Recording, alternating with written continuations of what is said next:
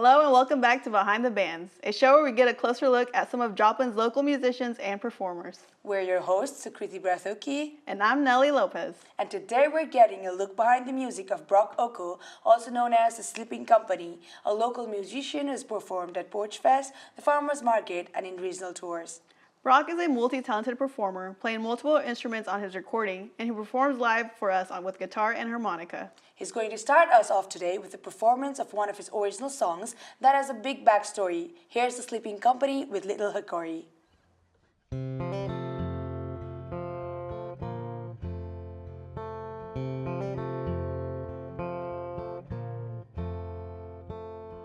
Little hickory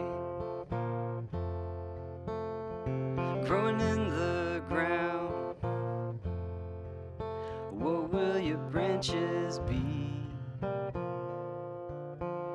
Weapons or plows? Little hickory, you'll be bigger than me, and all the ground will be covered by your leaves, and we'll sit in the shade of our favorite tree,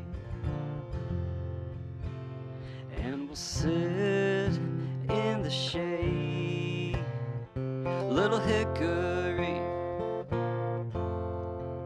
I hope your roots run deep. Don't be too much like me. You're not an apple tree. Little hickory,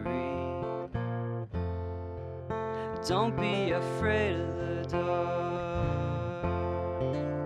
And all this rain will make some real tough bark, and we'll sit in the shade where our names are carved, and we'll stay just in case when it gets dark.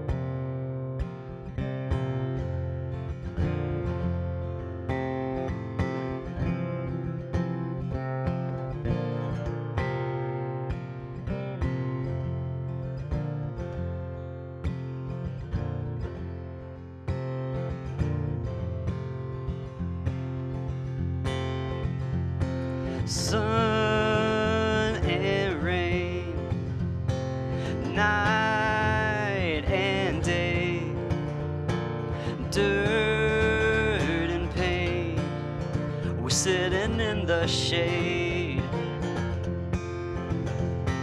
Sun and rain, night and day, dirt, make a fine hickory, and we'll sit in the shade with our favorite tree, and we'll sit in the shade with our hickory.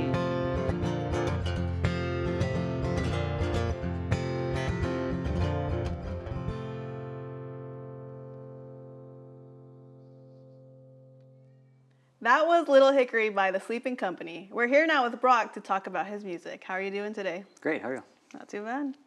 So, Little Hickory is a special song. Can you tell us a little bit how you created that song? Yeah, my wife was pregnant at the time with our first kid, and Hickory was kind of a nickname. It was a name suggestion, but we settled on Henry. And one day I sat down and the song came out in like 10 minutes. It was pretty much done. And that was weird. And I thought, this one's okay, this one's good. We were really busy. We were moving and, selling a house, buying a house, packing, all that stuff. And it's just busy. So I didn't tell my wife about the song because it's just a lot going on. Mm-hmm. And played it for a couple weeks. And when we were in our new house with, we're dirty and, pregnant and like the house is a mess and it's all, empty. I said, all right, let me find my guitar. I got this song. And I felt that was we were just exhausted. So that was the most emotional time to probably do it. And played the song for her and we both just cried like babies and felt kind of silly about it. But yeah, the song's about my kid. And I've, I'm not too nervous to play it for people, which I think is kind of a mark of I don't know, you feel better about this particular song over that one. So, yeah, it's just about him, really. Okay. So you're playing solo and you've been working on an album. Mm. So take us back to when you first started playing music and talk about how your style has changed and matured in the time. Gosh, well, I got into punk rock was probably my first love, the Ramones and the Clash and bands in the 90s. But for some reason I got a Louis Armstrong, compilation when I was like 10 or something. And so that just changed my life and kind of put me on a trajectory, kind of two weird, super different trajectories. But I played in local punk bands and kind of like emo and metal bands around the area. We traveled a lot. I played drums growing up and got into guitar as a teenager. Went to college and got into bluegrass and country music.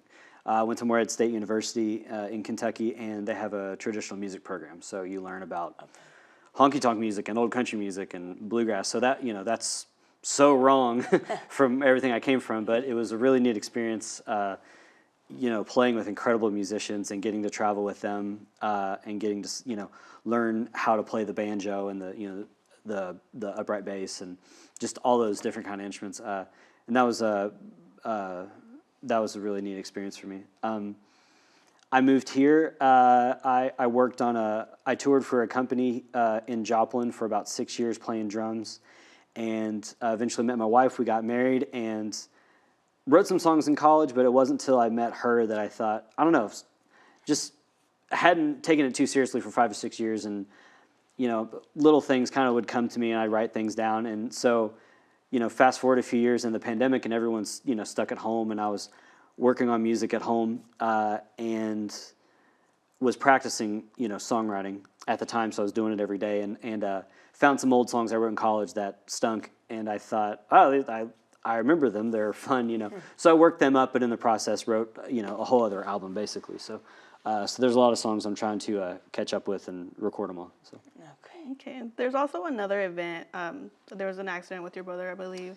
Yeah. And you wrote a song called "Everything Is Blue," which has also won an award in the Joplin Toad. Yeah. Can you tell us a little bit about the experience on? Yeah. So I always wanted to, like I said, I wrote songs in college, and at the time I was really influenced by Bright Eyes and Ryan Adams and the Avett Brothers, but kind of bands like that. I wanted to make real emotional songs and real sad songs, but nothing, no huge dramatic thing had happened in my life. About 2010, my brother was in a wreck and had a severe brain injury from that, and that flips everything upside down for my whole family. So now he lives at home with my parents, and he's an inspiration to a lot of people.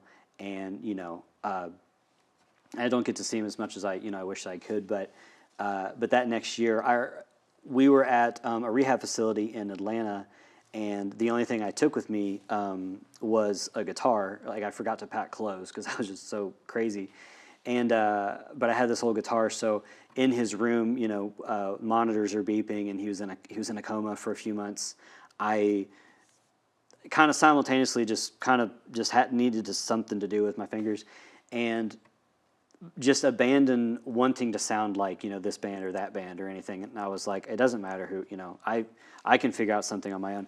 And that became a song that I, recorded once or twice over the years, but just last year finished, recording Everything Blue. And so, yeah, the song's about our family, kind of just finding hope. And it's not about, it's not about tragedy. It's not about trauma. It's not about, a really sad thing, even though, what led to it is a very sad thing. It's about, living with life when hard things come and figuring out what you got, what do you got to do and how are you going to see the world, because, paradigm shift, things change, as you get older. So, there's the Toad did one of their creative challenges, and I submitted the song for it and was surprised that I won. It's been a long time coming. That song means a lot to me, and it all came from his hospital room from like 2011, I think. So. Well, that's really inspiring, yeah. Rock. So how did you come up with the name The Sleeping Company?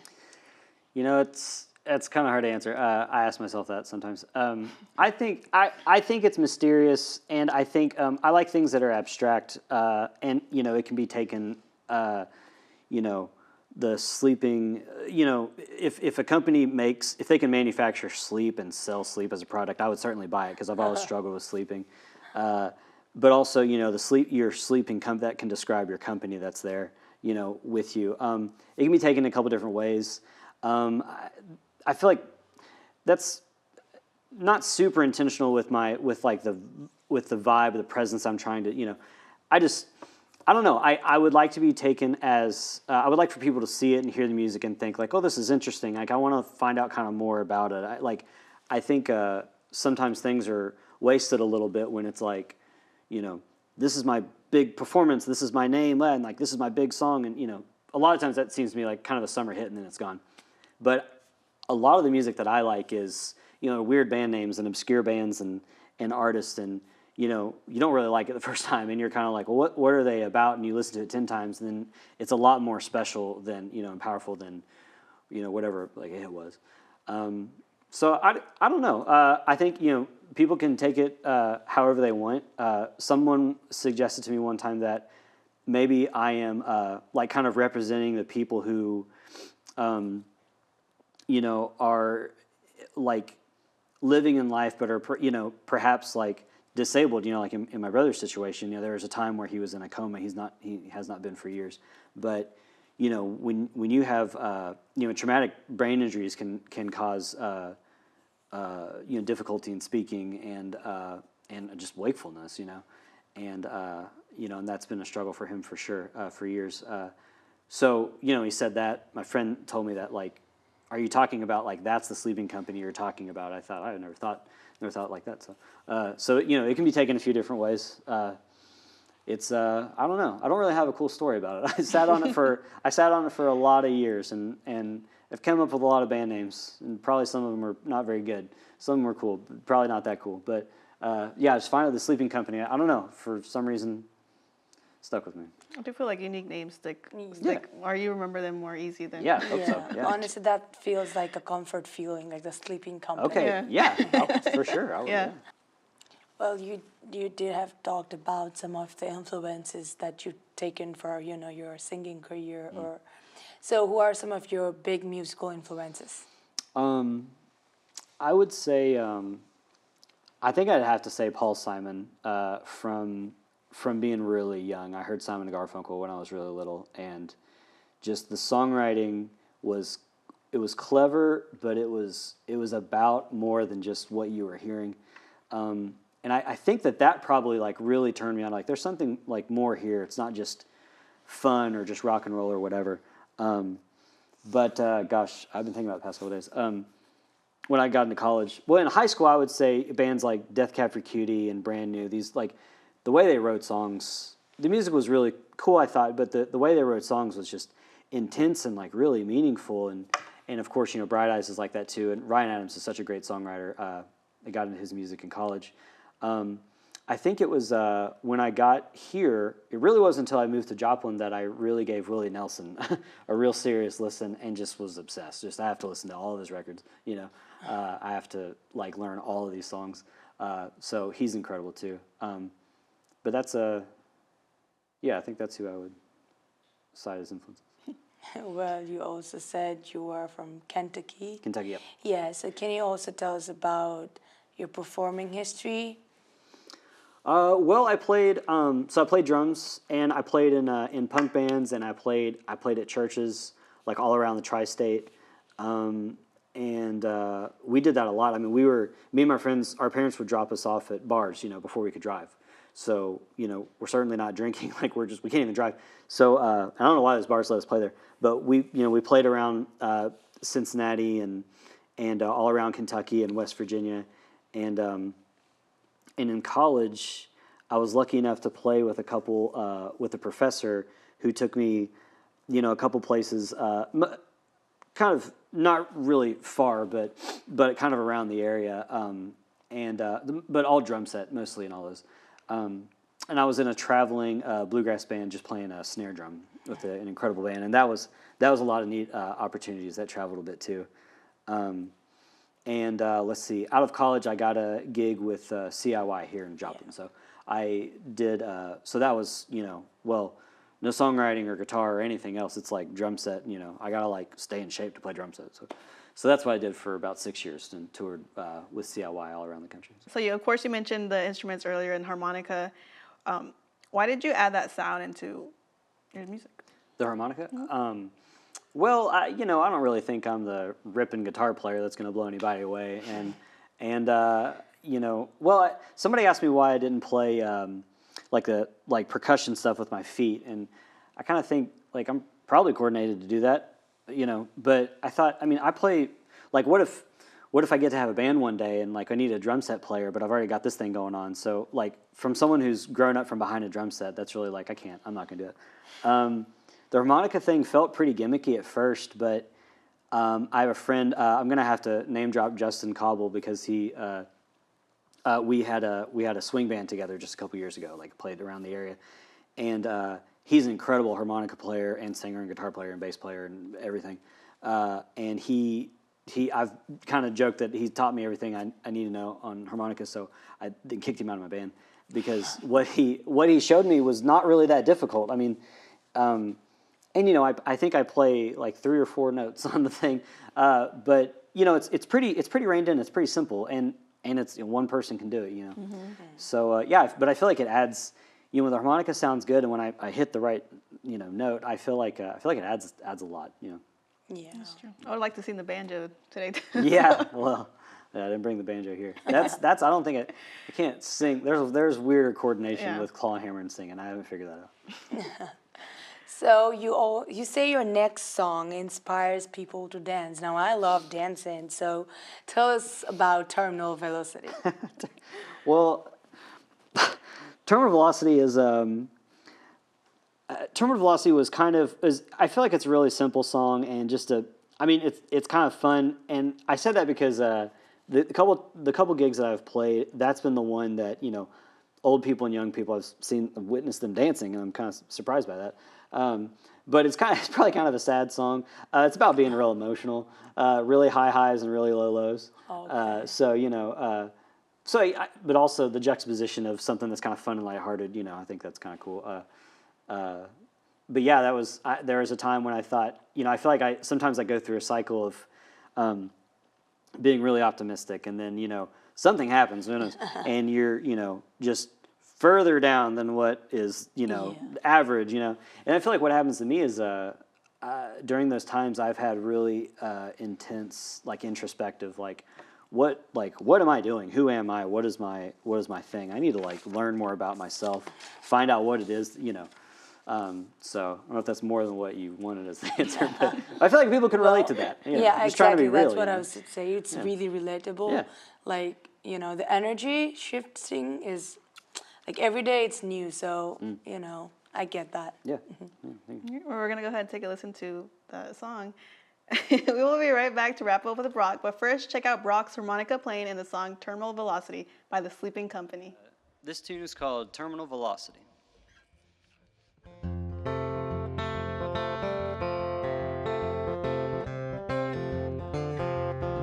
When I'm walking on the mountaintop, will you recognize me?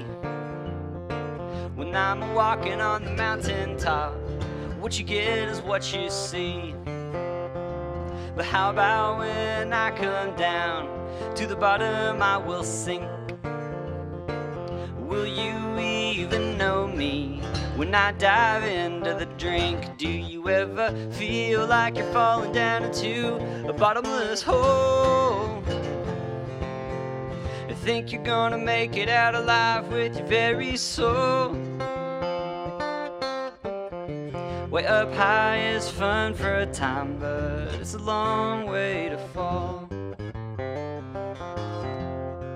When I'm up in the sky so high, I wonder how it could be that I break the record held reaching terminal velocity. I'm gonna swim way down to the bottom of the sea and find what's lurking down there, everything hiding from me. Do you ever feel like you're falling down into a bottomless hole? And think you're gonna make it out alive with your very soul? I'm gonna swim till I like what I see. I'm looking for a better me.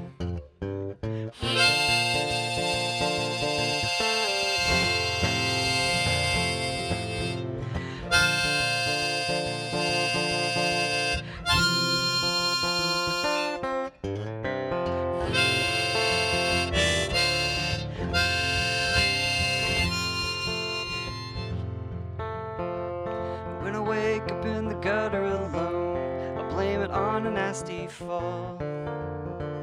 When I wake up in the gutter alone, at least I woke up at all. But when I hear you laugh, it makes me weak in the knees. And sometimes it's the only thing that fish me out of the seas. Do you ever feel like you're getting pulled out of a bottomless hole? I think you're gonna make it out alive with your very soul. I'm gonna swim till I like what I find, till something better comes to mind.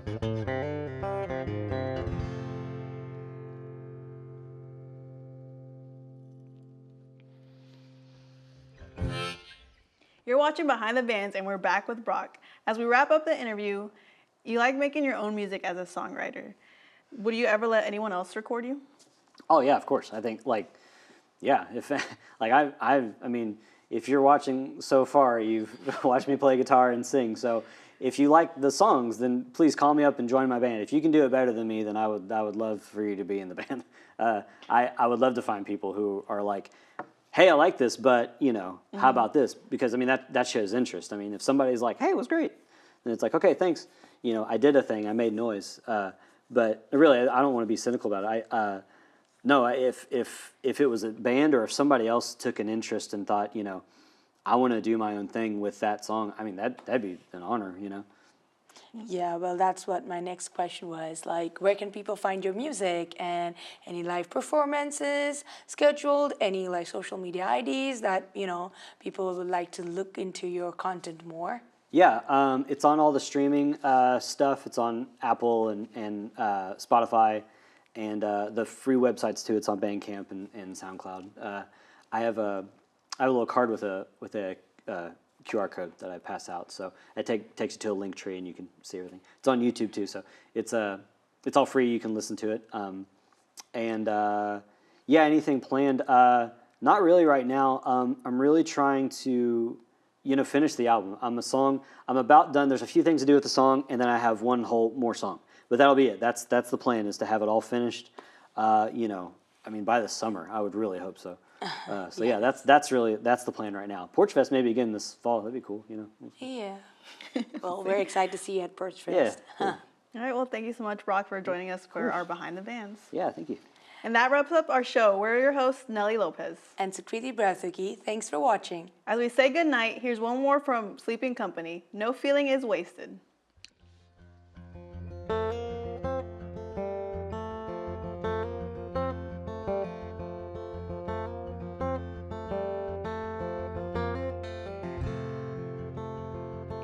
Sometimes I don't know. Sometimes I pretend to. Sometimes I think twice, but I don't when I'm with you. Sometimes I wanna go back in time to fix me. Sometimes I know the truth. What is past led me to you. So what's it for if not for us? What's it for if not for us? What's it for if not for us?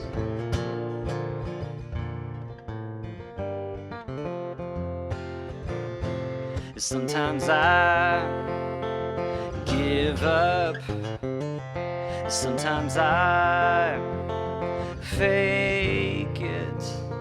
Sometimes I don't believe in me or in anything.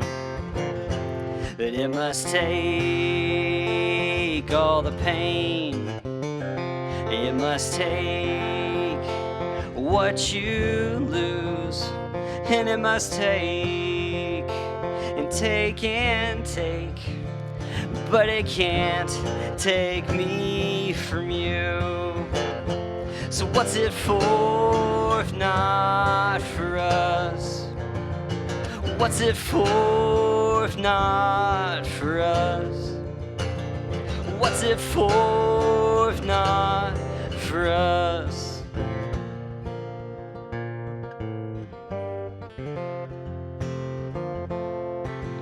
It takes the pain to knock you down, 'cause it takes the pain to figure it out. The lesson to be learned now, no feeling is wasted.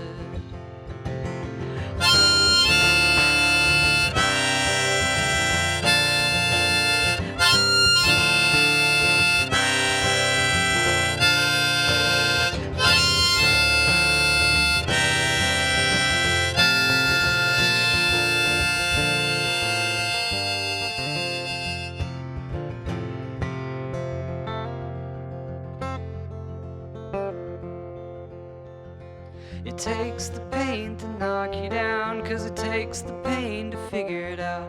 The lesson to be learned now, no feeling is wasted.